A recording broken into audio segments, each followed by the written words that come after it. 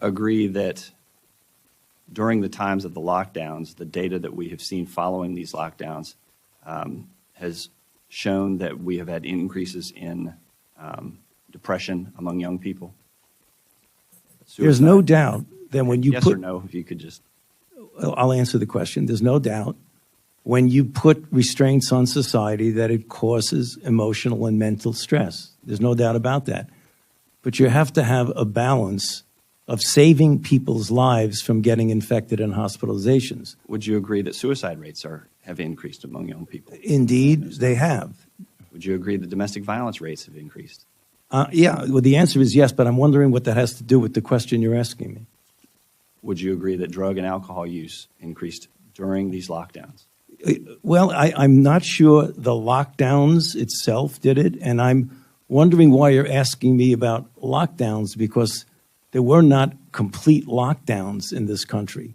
There were restrictions, obviously, but there were not lockdowns. China is now going into a real lockdown, so I would disagree with characterizing whatever went on in this country as a full lockdown. Moving on, when the prospect of a lab leak from Wuhan gained traction in April of 2020, Dr. Collins told you that you should find some way to, quote, put down this very destructive conspiracy.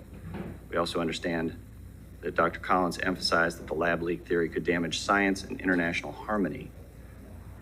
Did you direct letters to two professional journals be written, The Lancet and Nature Medicine?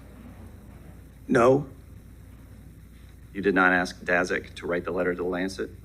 No. Did you review it before it was sent? No. All right, I yield back. You're completely trying to escape the idea that we should do something about trying to prevent a pandemic from leaking from a lab. There's the preponderance of evidence now points towards this coming from the lab, and what you've done is change the definition on your website to try to cover your ass, basically. That's what you've done. You've changed the website to try to have a new definition that doesn't include the risky research that's going on. Until you admit that it's risky, we're not going to get anywhere. You have to admit that this research was risky. The NIH has now rebuked them. Your own agency has rebuked them. But the thing is you're still unwilling to admit that they gained in function when they say they became sicker. They gained in lethality. It's a new virus. That's not gain of function? According to the definition that is currently operable, you know, Senator, let's make it clear for the people who are listening.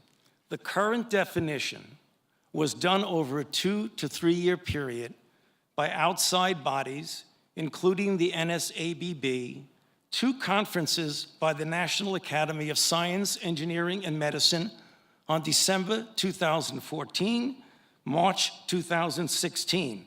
We commissioned external risk-benefit assessment, and then on January of 2017, the Office of Science and Technology Policy of the White House issued the current policy. And coincidentally, I have not the changed definition any appeared definition. on the same day the NIH said that yes, there was a gain of function in Wuhan, the same day the definition appeared, the new definition, to try to define away what's going on in Wuhan. Until you accept it, until you accept responsibility, we're not going to get anywhere close to trying to prevent another lab leak of this dangerous sort of experiment. You won't admit that it's dangerous, and for that lack of judgment, I think it's time that you resign. Thank you, Senator Paul, and I would like to give the time to Dr. Fauci. Yeah, well, there were so many things that are egregious misrepresentation here, Madam Chair, that I don't think I'd be able to refute all of them, but just a couple of them for the listeners to hear for.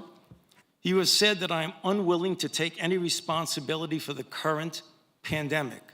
I have no responsibility for the current pandemic. The current pandemic, okay? Number 2, you said the overwhelming amount of evidence indicates that's a lab leak.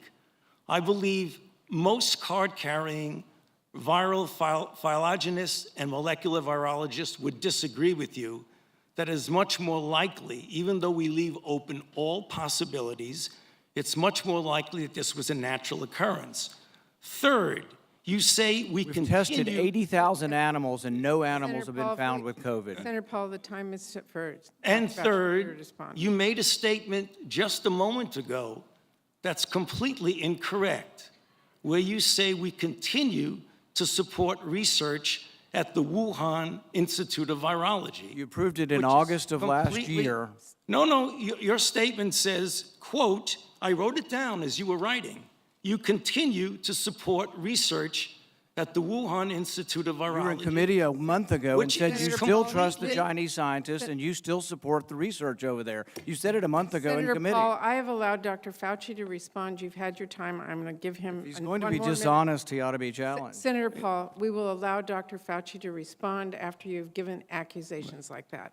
Dr. Fauci.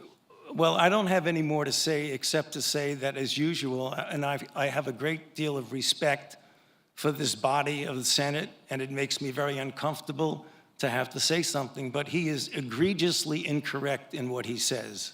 Thank you. Thank you. History will figure that out on its own. So we will turn to Senator Hassan. Thank you.